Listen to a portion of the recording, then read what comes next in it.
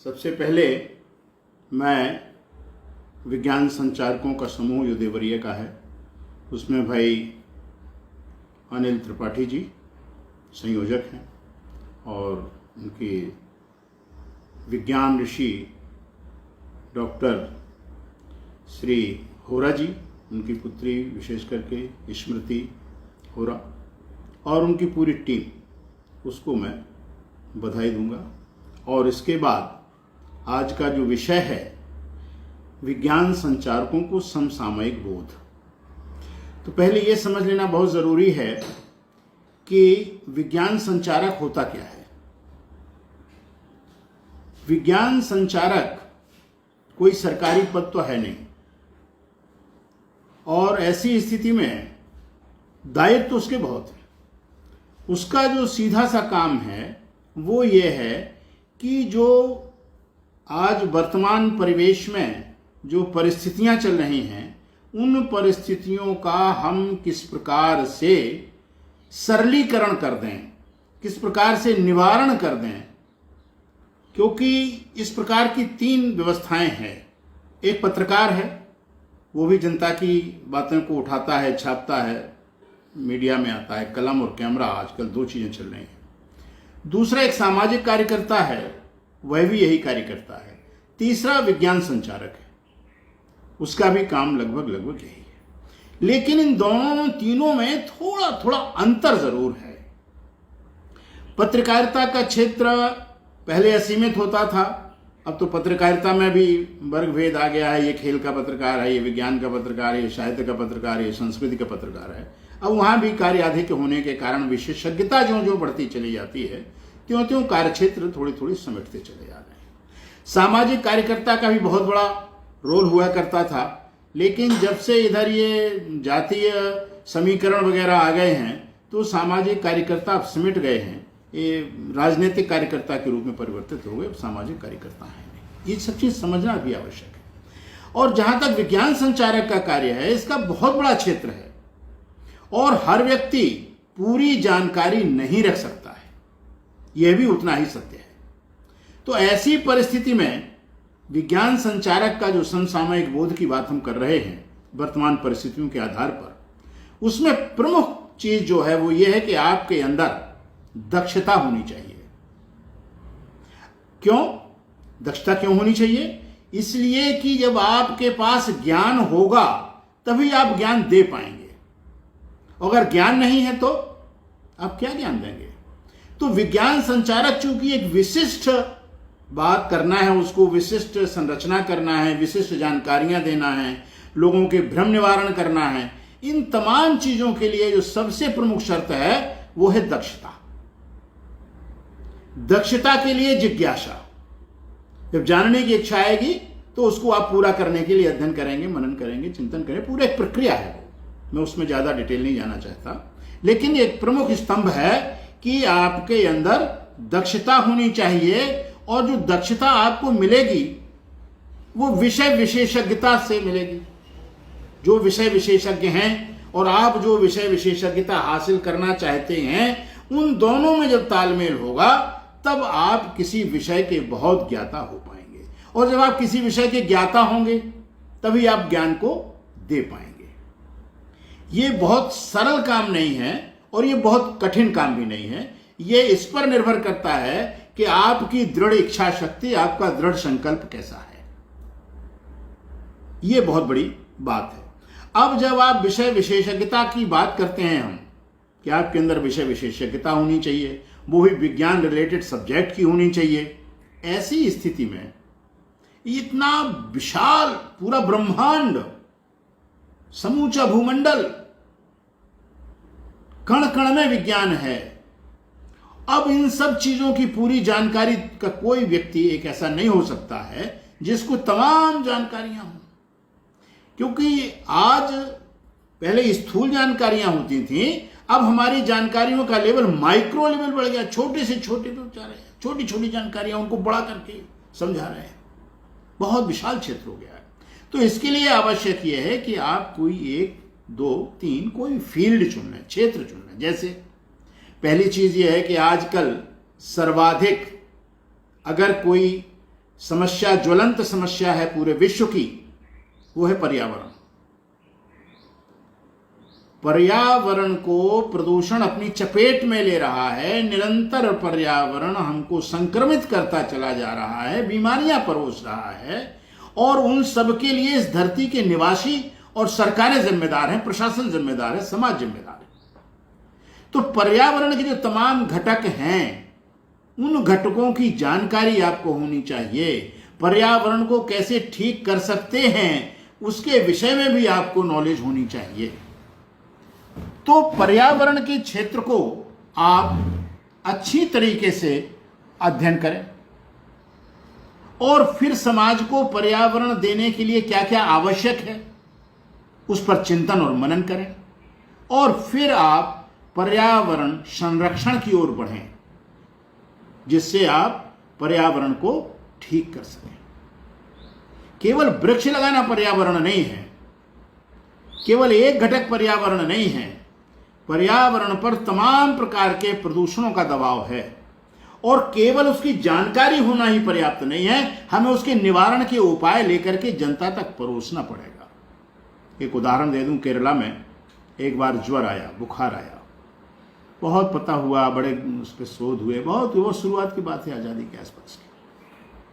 मालूम ये पड़ा कि वहाँ का पानी जो है वो पूरा का पूरा पानी प्रदूषित है। अब पानी का प्रदूषण दो प्रकार का है, एक केमिकल का और एक बैक्टीरिया का। चूंकि हम आज़ादी के आसपास की बात कर रहे हैं, 47-48 की बात है ये, तो उस समय क्या था, उस समय बैक्टीरियल इफेक्ट था, केमिकल इफेक्ट नहीं था। आजकल केमिकल इफेक्ट भी आ रहा है। तो एक साधन भी बड़े नगण्य हुआ करते थे, एक स्वामी जी को ये पूरी बात पता चली, तो उन्होंने एक कनस्तर लिया और डुग्गी पीटी केरला में, जहाँ जहाँ जनता इकट्ठी हो पहुँच जाएं, और पैदल चल रहे हैं, चले जा लोग, साधन किसी ने मुहैया करा। गांव गांव में जाकर के उस व्यक्ति ने एक अलग जगाई कि आप जो भी है वो पानी गर्म करके पिएं, खौला के पिएं। एक पूरा उसने संचार कर दिया। उस समय का विज्ञान संचारक था, तब साधन कम थे, समस्याएं कम थी।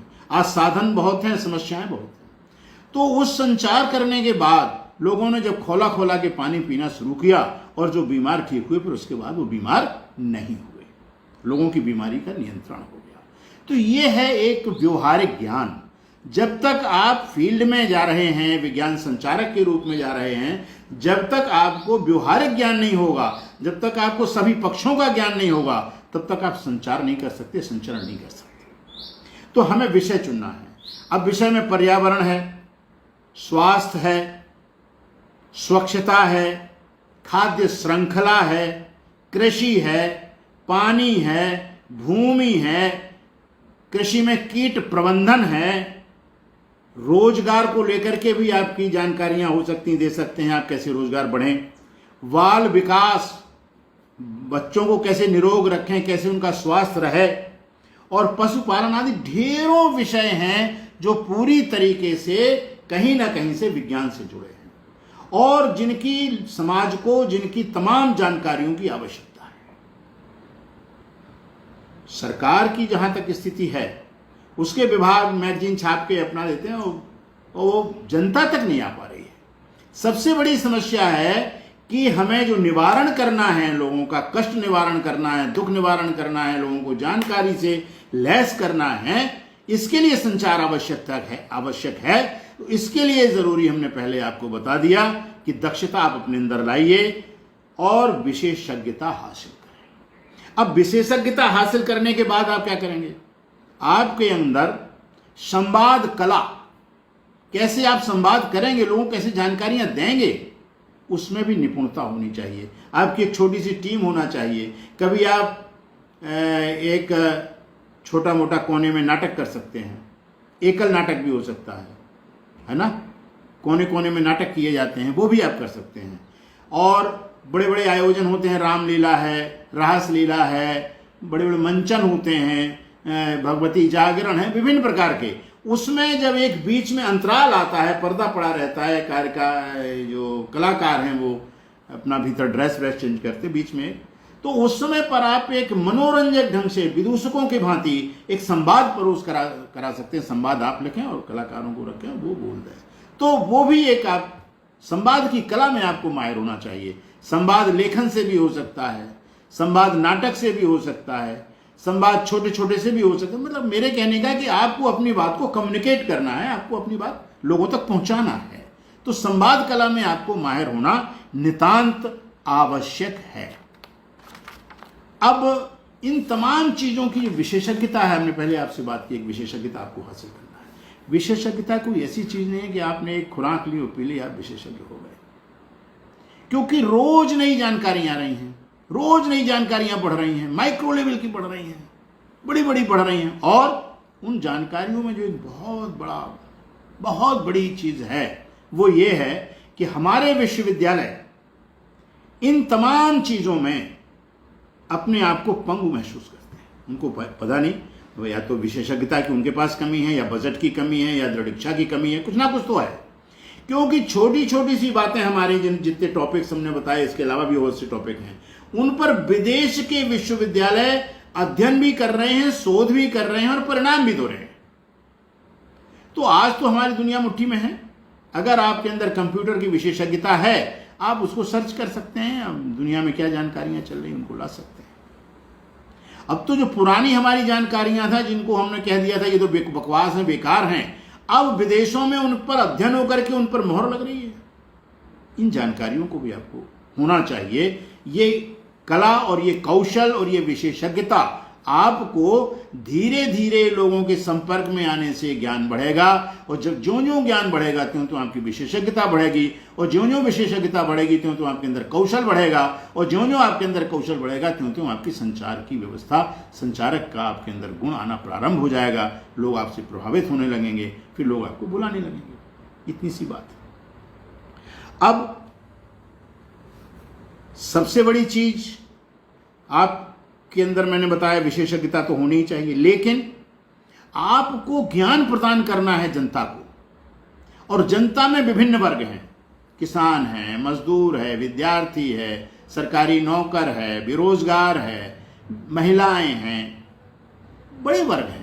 उन सब की उस विषय में कितनी पहुंच है, कितनी जानकारी है, और उनके क्या क्या दृष्टिकोण हैं, उन दृष्टिकोणों को भी आपको देखना पड़ेगा, अध्ययन करना पड़ेगा, उसके विषय में ज्ञान आपको अर्जित करना पड़ेगा, और उनको ज्ञान देने में, ज्ञान प्रदान करने में क्या क्या बाधाएं आ रही हैं, इसका आपको मूल्यांकन करना पड़ेगा और उसका आपको निवारण करना पड़ेगा। यह है मेन चीज। और जब ये सब आप करेंगे तो आपका प्रभाव क्षेत्र विकसित तो होगा, लेकिन उसके विकसित करने के भी कुछ साधन हैं कि आपका प्रभाव बढ़े एक संचारक, विज्ञान संचारक के रूप में। उसके लिए आपको आज की तारीख में सोशल मीडिया के प्रभाव का इस्तेमाल करना जरूरी है। हालांकि सोशल मीडिया, व्हाट्सएप यूनिवर्सिटी वगैरह को बहुत लोग हे दृष्टि से भी देखने लगे हैं, लेकिन ऐसा नहीं है। अगर आप कोई अच्छी चीज दे रहे हैं, पूरी तरीके से परफेक्ट चीज आप उस पर दे रहे हैं, तो लोग उसको देखते भी हैं, पढ़ते भी, उस पर चिंतन और मनन भी करते हैं। तो आप व्हाट्सएप ग्रुप बना सकते हैं, आप फेसबुक लाइव चल सकती है आपकी, आप इंस्टाग्राम में जा सकते हैं, टेलीग्राम में जा सकते हैं, बहुत से सोशल मीडिया के जो प्लेटफॉर्म्स हैं उनमें आप जा सकते हैं और अपनी बात को वहाँ रख सकते हैं। ये एक बहुत आवश्यक है। और आपका जब परिचय का क्षेत्र बढ़े तो आप कुछ संवाद गोष्ठियाँ भी कर सकते हैं। संवाद गोष्ठियों में आप उन मुद्दों को उठा सकते हैं और उन मुद्दों के निवारण के, आपके पास तो पता है कि ये निवारण है, लेकिन और सामान्य लोगों से भी आप निवारण के उपाय पूछ सकते हैं। हो सकता है कि आपके निवारण के उपाय के ज्ञान में वृद्धि हो जाए, है ना। इसी प्रकार से आप चर्चा, परिचर्चा, 4-5 लोग बैठ के भी चर्चा कर सकते हैं। कभी एक आयोजन में मंच पे 4 लोगों को बैठा करके एक परिचर्चा भी करा सकते हैं। ये सब चीजें अगर आप करेंगे तो आपका प्रभाव क्षेत्र बढ़ेगा, आपकी विशेषज्ञता बढ़ेगी, आपके अंदर संवाद कौशल बढ़ेगा। और ये सब चीजें जब आपके पास आ जाएंगी तो आप ये मान के चलिए कि आप एक अच्छे विज्ञान संचारक हो सकते हैं। फिर आपका और प्रभाव क्षेत्र बढ़े तो आप छोटी छोटी सेमिनार स्थानीय लेवल पर, क्योंकि बाहर के आप विशेषज्ञ बुलाएंगे तो आपको पारिश्रमिक देना पड़ेगा, वो यात्रा व्यय देना पड़ेगा, उनके रहने का इंतजाम करना पड़ेगा। हो सकता है आपकी आर्थिक स्थिति वैसी ना हो, लेकिन स्थानीय संसाधनों से आप सेमिनार कर सकते हैं और उस सेमिनार के कुछ डिसीजंस, निर्णय आ सकते हैं। उन निर्णयों को आप सूचीबद्ध करके एक बढ़िया आलेख बना करके पत्र पत्रिकाओं में दे सकते हैं, सोशल मीडिया में दे सकते हैं। लोगों के ईमेल एड्रेस कलेक्ट करके आपने आर्टिकल लिखा और ईमेल डाल दिया, पढ़ेंगे लोग। आपका काम है लोगों के अंदर ज्ञान विकसित करना। ये मेन चीजें हैं जिन पर न्यूनतम आपको ध्यान देना है, और न्यूनतम ध्यान देने के बाद जब आप एक स्टेज पे आ जाएंगे, फिर सीढ़ी आपको अपने आप मिलती चली जाएगी और आप बढ़ते चले जाएंगे। अब आजकल सबसे विचित्र स्थिति कुछ है, उसमें सबसे बड़ी विचित्र स्थिति क्या है कि पूरे विश्व में और अपने हिंदुस्तान में भी अब ग्रामीण लेवल तक भी वायु प्रदूषण पहुंच गया है। सरकार बड़े बड़े शहरों में वायु प्रदूषण के बोर्ड लगा देती है, इतना माना कि इतना प्रदूषण चल रहा है। इससे कोई समाधान तो नहीं होगा। आपको वायु प्रदूषण दूर करने के कारकों पर ध्यान देना पड़ेगा, अध्ययन करना पड़ेगा और लोगों को समझाना पड़ेगा। वायु प्रदूषण बचने का एक साधारण कारण तो ये है ही है कि आप भैया मास्क लगाइए अगर बाहर निकलते हैं तो, क्योंकि इतने वाहन हैं, इतना सब धूल धक्कड़ ये सब चल रहा है, तो कम से कम उससे कुछ तो आपके फेफड़े जो हैं सुरक्षित होंगे। लेकिन अब वो तो घर घर में पहुंच रहा है, तो हमको वातावरण शुद्ध, वही पर्यावरण की बात आ गई, उसको शुद्ध करने के उपाय करना पड़ेंगे।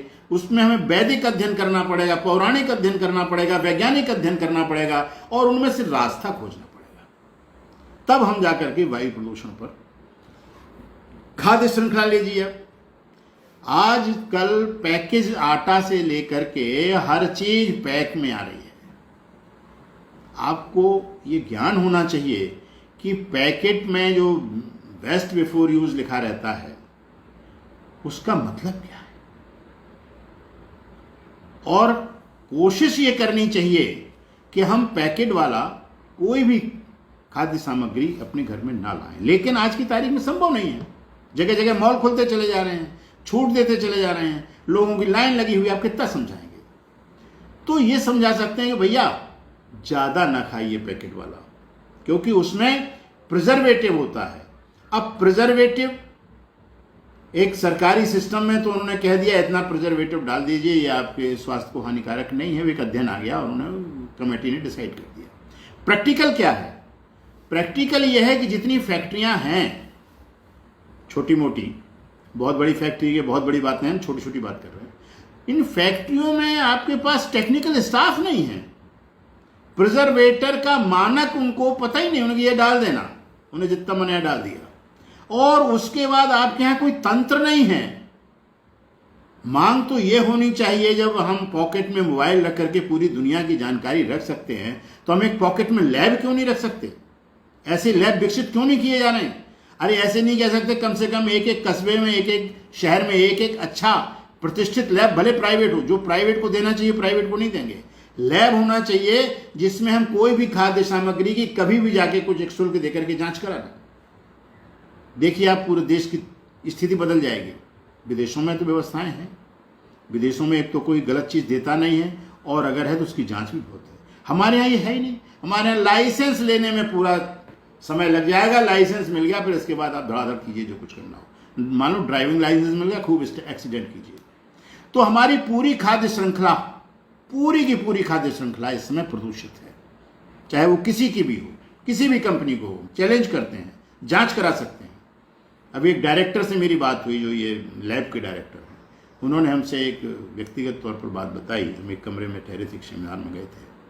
उन्होंने कहा देखिए तिवारी जी, इस पर बिल्कुल विश्वास न कीजिए, मैं तो डायरेक्टरों के बोल रहा हूँ, मेरे रिटायर होने जा रहा हूँ, इसलिए आपको बता दे रहा हूँ। जितनी बड़ी कंपनियों के पैकेट हैं वो हमारे यहाँ लैब में जब आते हैं तो हम उसको खोलते भी नहीं हैं, कुछ भी नहीं होता, पास हो जाते हैं।